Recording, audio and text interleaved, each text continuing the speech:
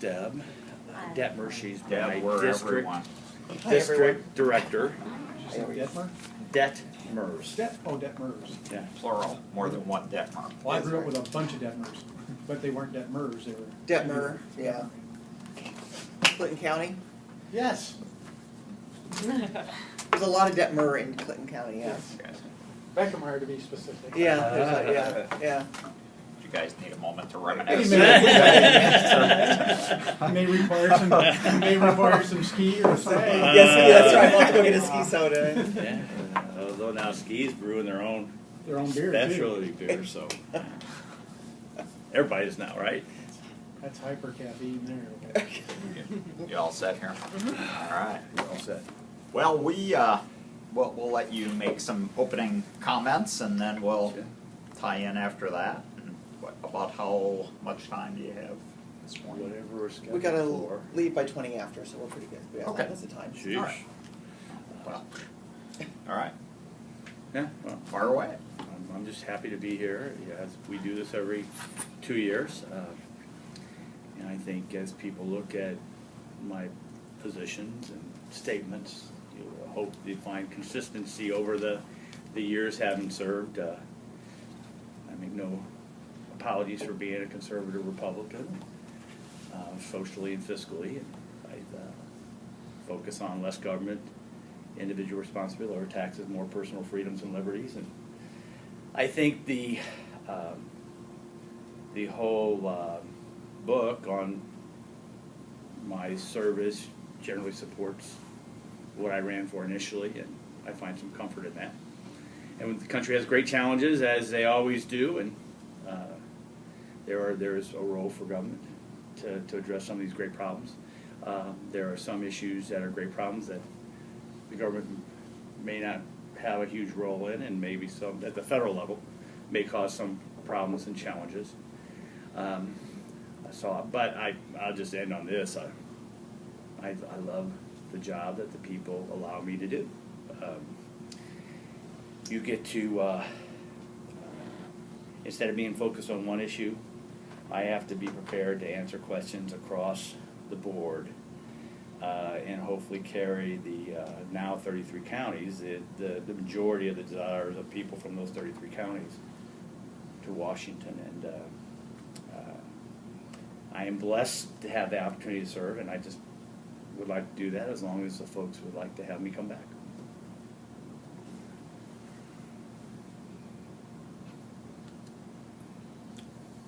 The congressional approval rating on a good day may slip into double digits. And how do you feel as an incumbent? What's your reaction to that? I think I'm more concerned. I think government as a whole has always been a good whipping boy for the problems and the challenges of the country. I'm more concerned about personal, individual ratings that the people my district would have for me versus how they view the institution overall. The Founding Fathers designed a pretty nice system that's supposed to be in constant stress and strain through the separation of powers. And that means struggling and fighting over values and beliefs. So I don't make any apologies to that. But we do work together. I think the public doesn't see that, especially right before we left this last session. We passed a short-term highway bill, passed both chambers, signed by the president. We passed the VA reform bill, bipartisan bill, passed both chambers, signed by the president. We kept the government open, passed both chambers, signed by the president. So there's work to be done. But the country's changed dramatically too. Redistricting has caused polarization. You have media, new access to information on the web, and all the other opportunities that they have has caused those challenges. But I think the most important polling numbers would be on election day, and I think the public has shown that they're up to the challenge of making decisions on how they feel they've been represented or not represented. Did you ever advocate for term limits? Or what is Oh your- yeah, I did. Yeah, it's So- probably the biggest, thing I struggle with the most, because there was a promise made, actually 2 promises made. I ran against Dick Durbin in '92, so a lot of people forget that race. And then he had served about 10 years, so I had said, 10's probably enough. In '96, I said 12. Then when I got to we just figured this out, because I've been through, as I think we've talked about, 5 elections or 4 elections since I renounced that. In fact, in this room, I got asked quite a bit at the editorial board and the period of time when we were going through this. Denny Haskell was the speaker. He was not pleased with that promise. He got President Bush involved. These are well-known stories because I've had to say it numerous times. And President Bush grabbed me on Air Force One when we were flying back from the Abraham Lincoln Presidential Library opening and called me and said, you really need to reconsider this. And for what, there's a lot of reasons. Obviously, he wanted a friend and ally, but I thought you'd have to ask him why he really put the pressure on me. And then what I said then was, well, let me go back to my district and talk to the constituents, and which we did. In fact, Deb was with me, and I don't think they knew what we were going to do, but it was down here in Marion at a Republican dinner when I just popped up and said, I'm going to keep running after visiting. Now, the president also called me back and my wife into the Oval Office one last time to kind of make sure that I was still going to do this. And I got a military background, as you all know.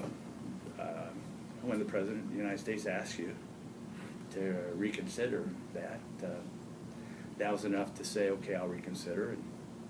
And I think that's been reaffirmed by the people at the polls. Philosophically, do you still believe there should be term limits? I voted for it. Yeah. So the issue, there is a debate about term limits when you're the only one complying with them. Now, if you had across the board in legislation, but I think in '97, '98, you'll have to check the record. We could help you get that. We did have a vote, because I remember Henry Hyde standing up on the floor strongly opposing it. Because the term limits are what? It's called Election Day. And if you look at the last 3 cycles, about half the members of the House are new. So, the debate on term limits is there's no turnover. Well, I think 2006, 2008, 2012, and now I think that takes away that as a debate, because there's been huge turnover in the House. Just listened to the news yesterday, just kind of dovetailing on what John said. The approval rating in Congress, I think yesterday was 12%, and some of the numbers they were quoting were that the vast majority, not the vast majority, the majority of the electorate right now is looking for people who work across the aisle, who will work on compromise, and just make the country work again. In light of that, do you regret the walkout in the State of the Union a couple of years ago? Well, that would say, do I regret the president shoving Obamacare down the nation's throat without proper process and policies? Again, it was at the end of it wasn't State of the Union. Okay, that's first of all, that's not That's the joints. It was a joint meeting when he was trying to make the case for the national health care law, which, as we see, is turned out exactly as we feared. People are getting less coverage and higher cost. It's a disaster in this country. I think the big debate now is, if you follow what's going on in Washington, the president doesn't even negotiate and work with people in his own party. There's Democrats who are mad because he's not even, he came in with great hope, I think, from both sides. I think everybody was willing to give him the benefit of the doubt that he could be this new transformational leader. He can't even lead his own party.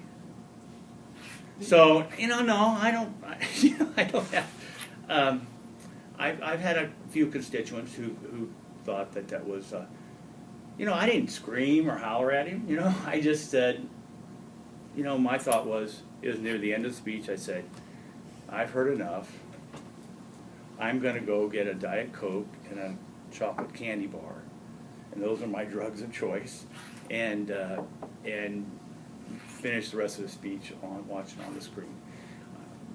And this wouldn't have even been an issue. Had a reporter who was just taking pictures, just was taking pictures of the thing, and the pictures had me get up and leave. I could have said, I was going to the bathroom, or I had to get to my wife, or I had a constituent in the gallery.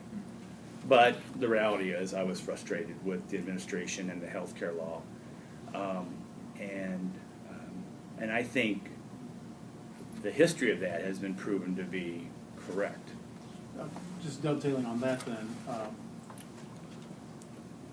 with the atmosphere in the country and people saying what they're saying about, people making things work again, why waste time with 50 votes to repeal the law when you know it's not going anywhere? Why aren't we spending time?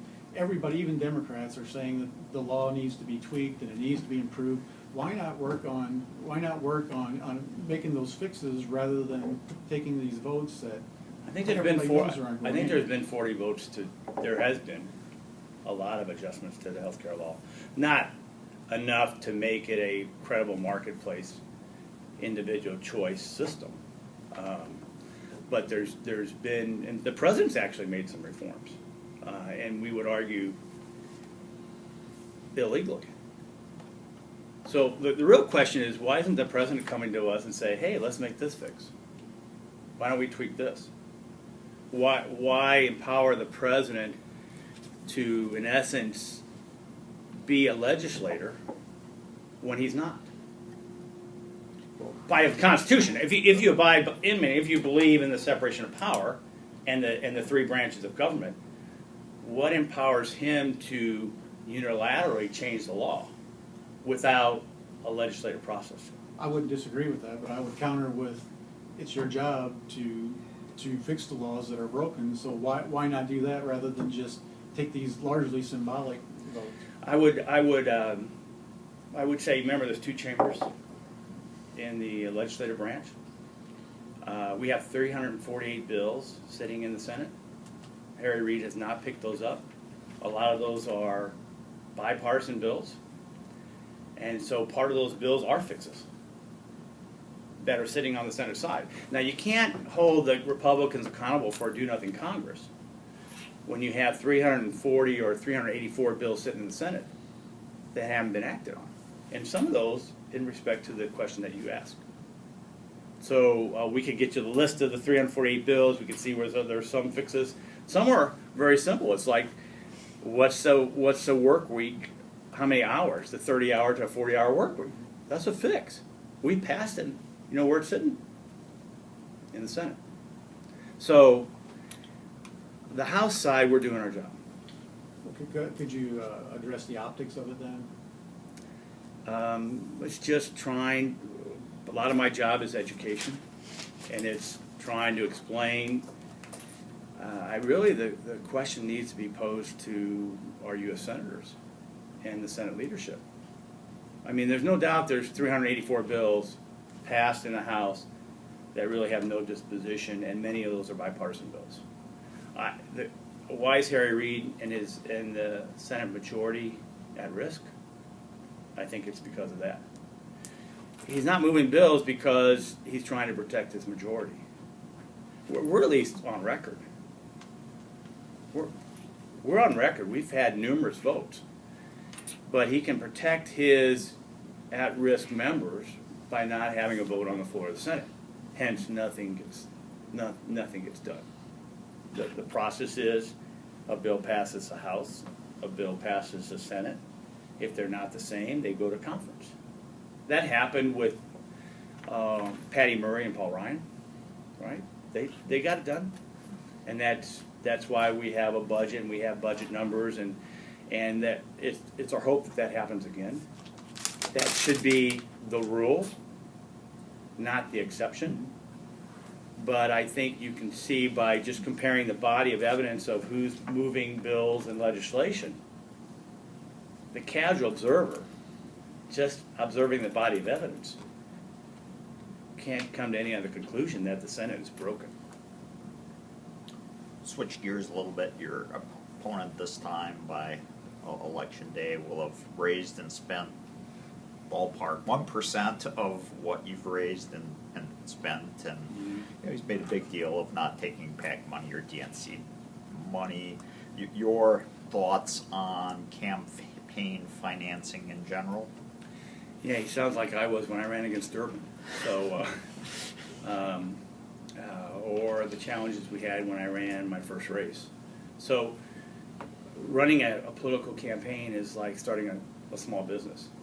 You have to be able to convince people that you are individuals and organizations that you're worthy to invest money in.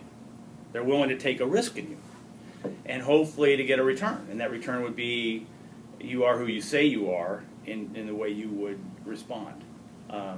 So that's kind of how I answer that question. I mean, I've been there. I understand the challenges and the frustration that's posed, you know, in trying to be a challenger against an entrenched incumbent, because I was a challenger against an entrenched incumbent. So I just wish him well, and if he wants to be in this process, you know, he just needs to stay at it.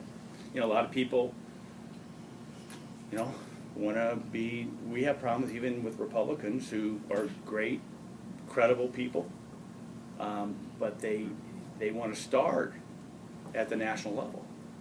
It's really hard. I mean, you know, you've got another race in this area against an incumbent and a challenger, and the challenger is viewed as competitive. And what do you see? You see a lot of activity, and because he's served and he's been a representative, and people know where he stands. So he's getting the benefit of really the sweat equity of having served for 20 years in a national exposure race. So I would answer it that way. Okay, but more specifically, campaign finances, which the situation today is vastly different than when you first ran. And you're entrenched. You know, both national committees are pouring in $1 million+ into a race between a newbie, although not at the state level, and a one-term incumbent. Mm-hmm. Should that be happening? Well, I think the question is, why is it a competitive race? No. The question is, campaign financing. Is this the way it should be? But you understand why we have these. It's really the super PACs that are the biggest thing. You know why we have that? Campaign finance reform. Shays, Meehan bill that was passed about 10 years ago. Now, when I ran, political campaigns, I had to raise my own money, but then the parties were able to do a lot of that fundraising and a lot of that spending. The real change has been because of campaign finance reform. Again, the House bill was Shays, Meehan. Chris Shays was a Republican, Meehan was a Democrat from Massachusetts, and it changed the ability of national parties to raise money. So then you have this permutation of, because of court cases, of super PAC money that now have entrenched in. The question is, will you ever get money out of politics? I don't think you'll ever do it. So what is the real response? Now, with campaign finance reform, you have this unregulated, unaccountable money. So I would say let the candidates raise the money and fully disclose who's given to them. Instead of limiting, we're limited. We're limited more than what state reps and state senators are in our ability to raise money, or big money, right? We got to raise it, personal money in certain tranches, and even PACs, in really, in essence, small groups. Now, that's big money in Southern Illinois, even small, you know, for someone to write a $2,000 check. I remember I wrote my first political campaign.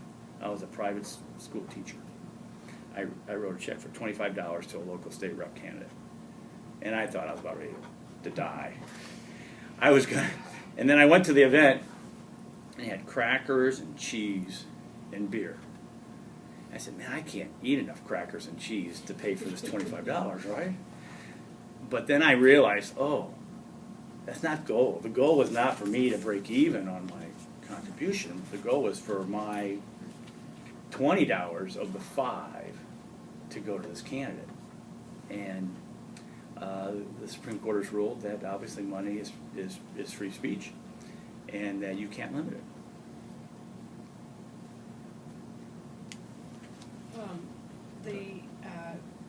Speaking of these two districts that cover Southern Illinois, the 12th district is the size of Connecticut, I can't talk, and the 15th district, I think you said, is 33 counties. It is 33 counties. At what point is there any possibility in the next redistricting round that we have a more compact Southern Illinois district that reflects our Yeah. region? I mean, you're from Collinsville. Yeah. He's from Metro East, which is not to suggest you can't cover this area or Right. represent it, but we used to have You're some right. clout in Southern Illinois. Yeah. What's the answer to that?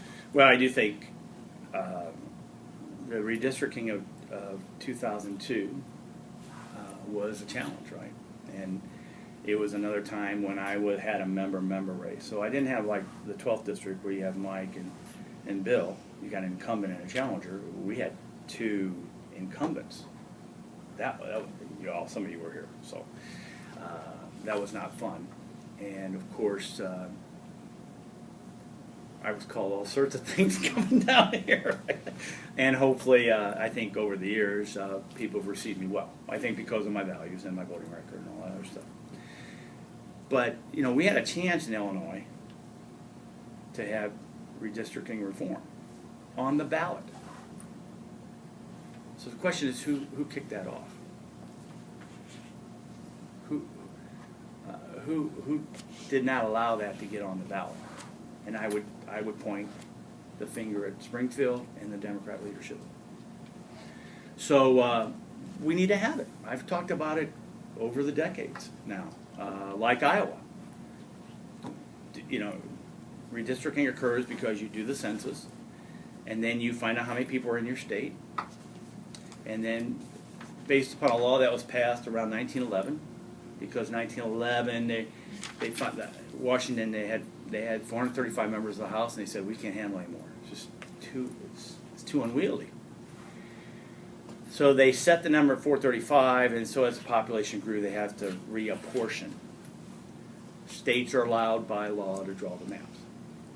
Now Illinois, why do we have the map we have right now? Democrats drew the map. Why am I in 33 counties? Democrats drew them. We tried to fight it. We took it to federal court. We lost. So there's no other one you can explain for now. 2002. That was a bipartisan map. In other words, both parties agreed. I didn't really like it because I was the one that had to run against David. But to your point, I would accept the premise that what I would call Southern Illinois, or deep Southern Illinois, needs a voice in Washington. I believe Iowa, you mentioned Iowa. Oh, yeah. Didn't they have an outside agency or something? Well, the way they do it is they send the map, by law, they have to send the map to demographers. And the map then gets drawn by them based upon the population and the flow. Would you be? Yeah, I always speak in favor of the Iowa. And then what they do is they send it to the legislature, and legislature can say yes or no. Mm-hmm. If they say no, it goes back to the map guys, and they draw it. They kind of tweak it, Mm-hmm.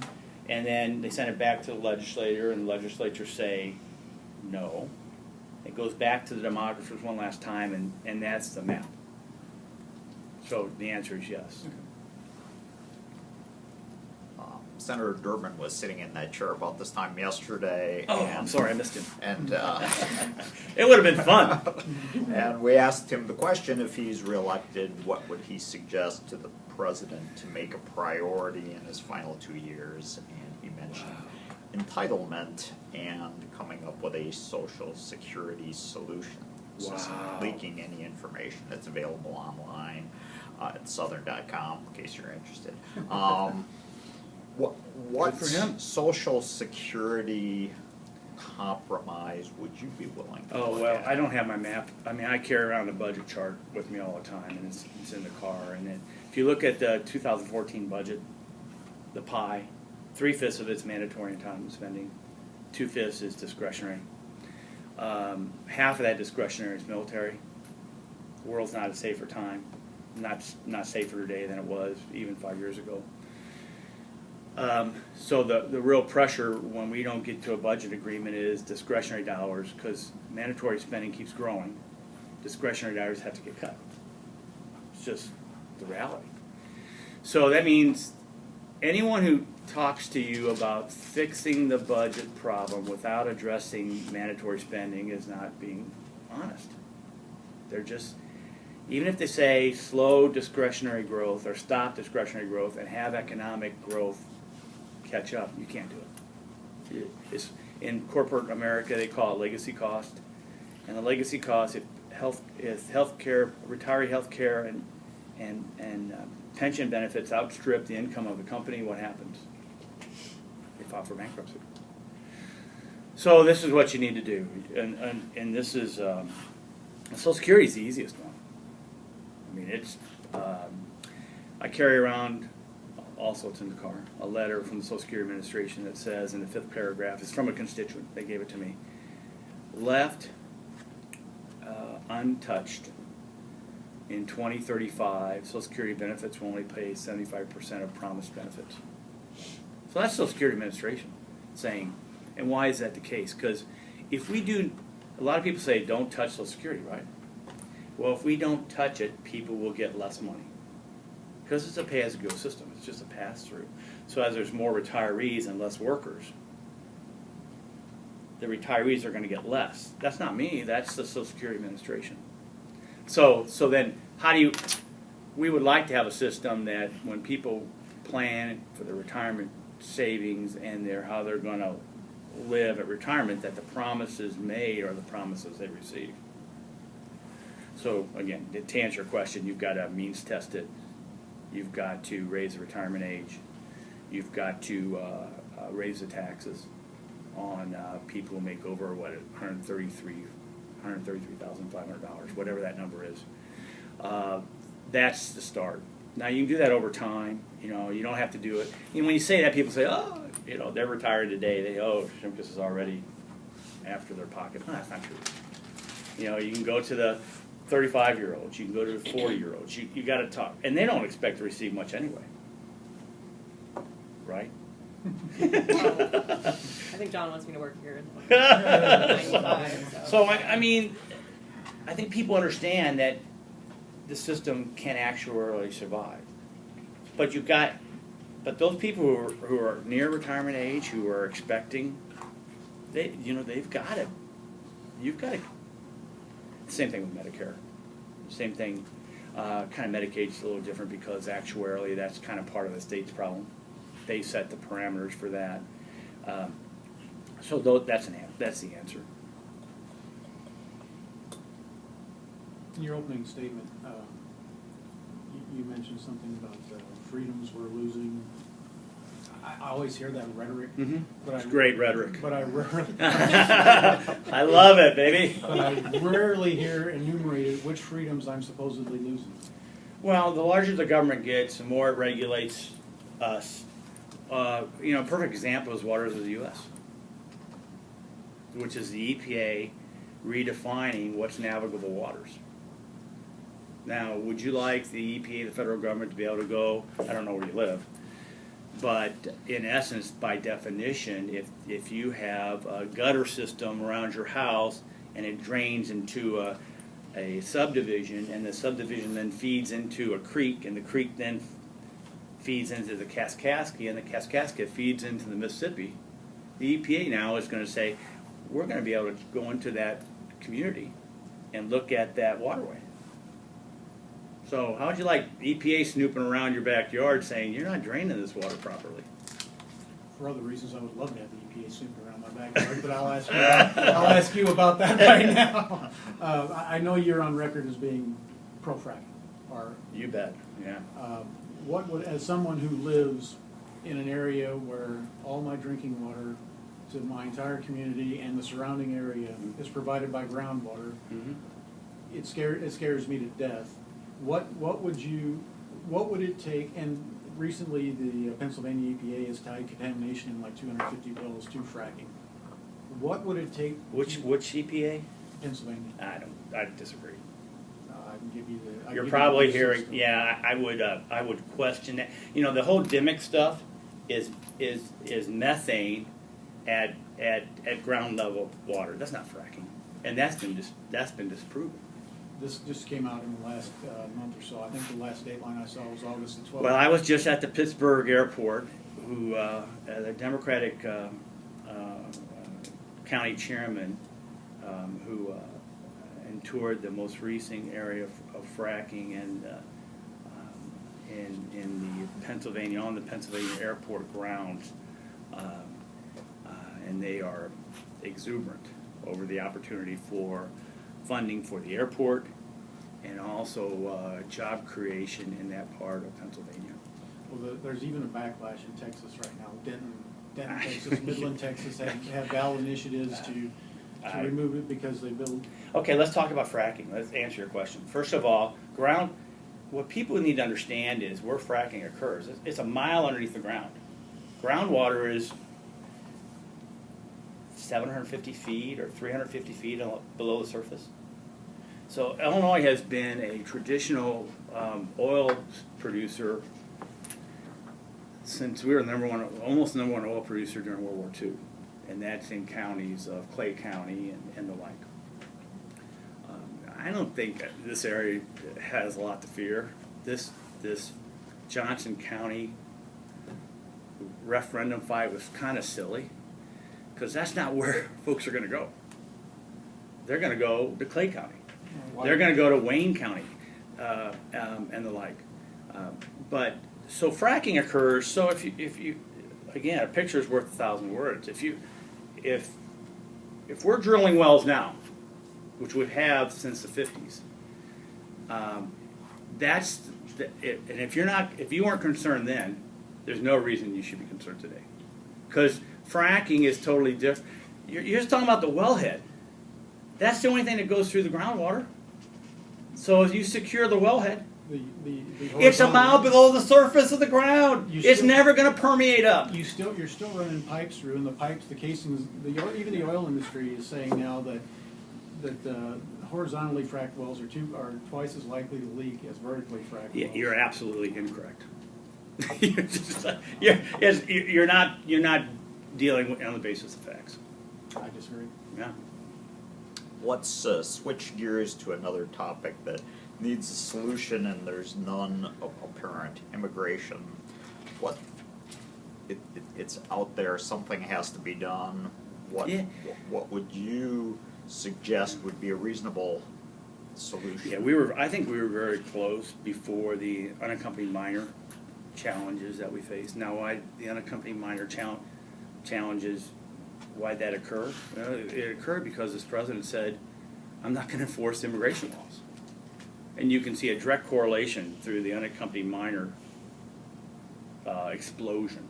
Now, we had to follow the law, and the law of 2008 law was passed for a good reason: child trafficking. So we had another issue where, in essence, sex slaves or child labor, they were being exported across the border.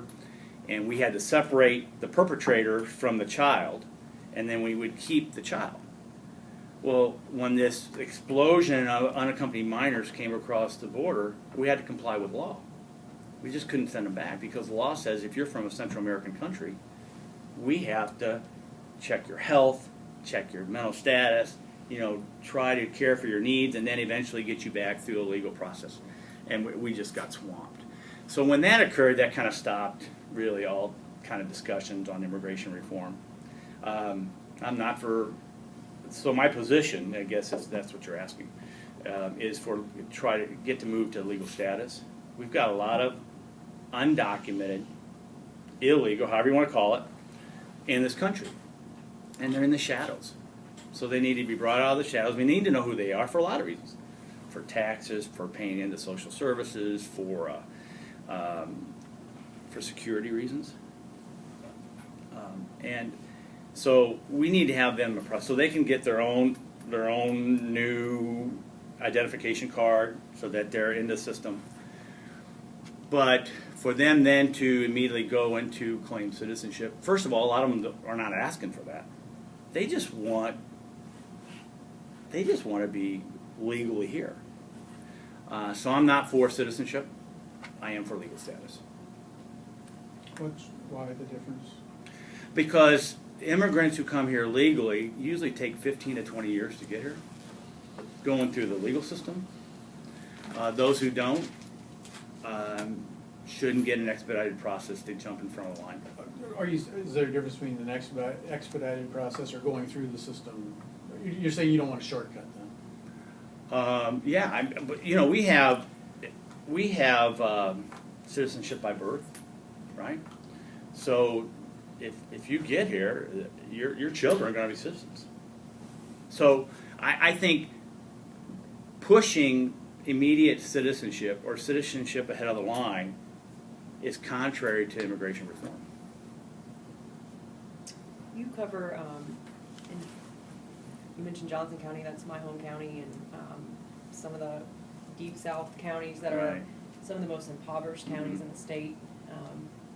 You know, I grew up around, we were fortunate, but people who had Oh, straw that's right. doors and some of the most horrific living situations. Right. And I ask this question oftentimes, the response is we need more jobs. I'm not sure it's that simple. What is your solution to this poverty problem that we're facing that seems to be getting worse? Well, so how are jobs created, I guess, is really the debate. The debate is you have to have people who are willing to raise capital and assume risk to either manufacture or provide a service. So what is in many of these areas, or even in the state of Illinois, why are we having problems creating jobs? So why are we having problems raising capital and assuming risk? Well, it's the definition of the environment. The environment for the state of Illinois. When you're living in that part, someone who wants to create a job or manufacturing facility, a lot of those folks are traveling to Kentucky or they're traveling to Indiana in my district. Now you get to the 12th, they're going across to Missouri. So the state's not very helpful in that process. And likewise, the federal, again, going back to the national health care law, you think that helped in job creation in this country? It hurt. So excessive, what is the U.S.? EPA regs and rules? Now, there is a role for federal government. I'm not saying there's not, because I deal with some nasty stuff, Superfund sites and nuclear waste and those issues. So there is a role. But it's got to be balanced with the aspect of job creation. You look at a lot of those 384 bills sitting on the Senate. There's one that says if an EPA reg is going to cost over $100 million or some numerical number, that should be reaffirmed by the legislative branch before. So we take into consideration the job impacts. But of course, that's another one that's sitting there, and we think that would help. And I don't disagree with you, but there are also people who I know, who I grew up next to, that if you created jobs, they would not be prepared to go into those jobs. This poverty problem is so deep that it's systemic, that it's generation after generation, where it's not just a job problem. Yeah, our gubernatorial candidate is making a big case for increased vocational ed in high school levels, and I'm all supportive. We do that federally through the Perkins Grant. There is a need for plumbers and electricians and pipe fitters and automobile workers and stuff like that. And we have systematically left that part of the secondary education and left that from that field, where we need to do that again. I mean, there's great jobs in this country for welders, tremendous opportunities. But we have this mindset that no, you've got to go to college. It's really college or nothing, and that's not fair, and that's not right. It's not true. So again, my record just in Washington and casting votes on education is really supportive of vocational ed. When we talked with your opponent here a couple of weeks ago and asked him questions, similar questions to what we've asked you, his responses generally started with the word "I believe," "I think." When we've asked you those same questions more often than not over the last 40 minutes, your response has started with "we think," "we believe," referring to good observation. the Republican. No. Okay. Or my district. I represent my district. So I'm very comfortable in my district. I think they've been very supportive of me throughout the years but I would say we as the district, this 15th district of From the listener's perspective, it's possible we draw a different conclusion. well, maybe we've corrected that conclusion. I want to go back to a question John asked earlier about the last 2 years of this president's term, and we mentioned to you that Social Security was something that Dick Durbin mentioned, but what would be your, not talking about what he, because you talked about what you elaborated on Social Security, but what would be your what do you think we can accomplish? Yeah, you no, can accomplish? well, I mean, it's a great question because there was hope that when the president got reelected, that he would do a la Bill Clinton and triangulate, right? Try to kind of find the middle. That hasn't happened. So I guess the first hope is that the last 2 years that he would say, okay, I only got 2 years left. And what can I do to move the country forward and kind of end on a good front? Because the challenge that's now faced by his party are directly correlated to his leadership, or lack thereof, I would say. So I think I'm not on the Ways and Means Committee, which is the tax writing committee, but there is a lot of talk on tax reform.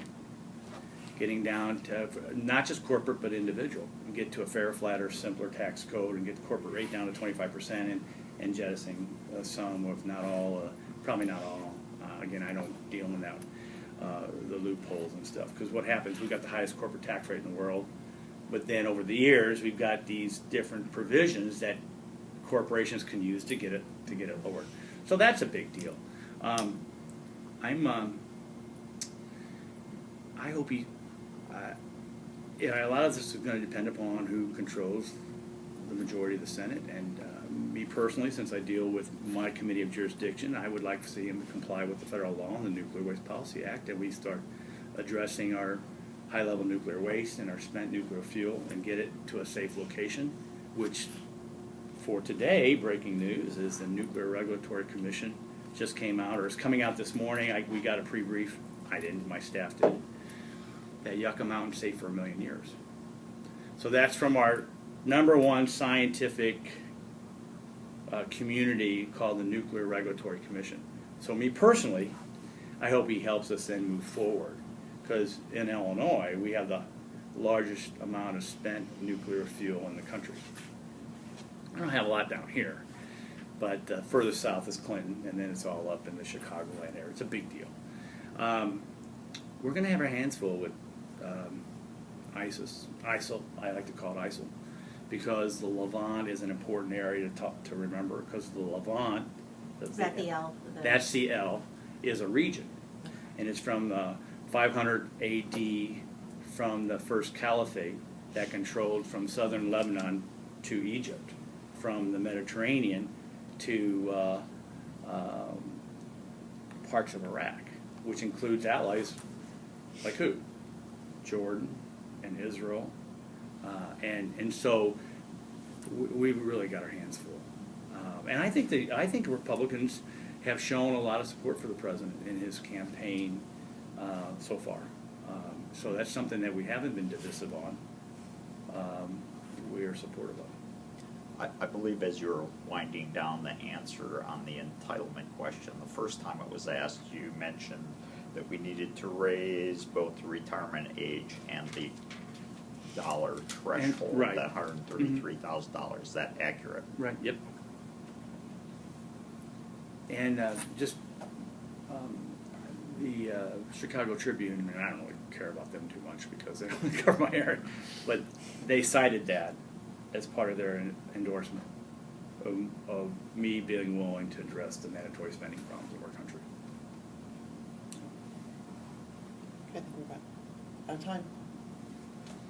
Or we're about out of questions. Yeah, that's right. Wow, good timing. Perfect. Great, thanks a lot. Thank you. Yeah.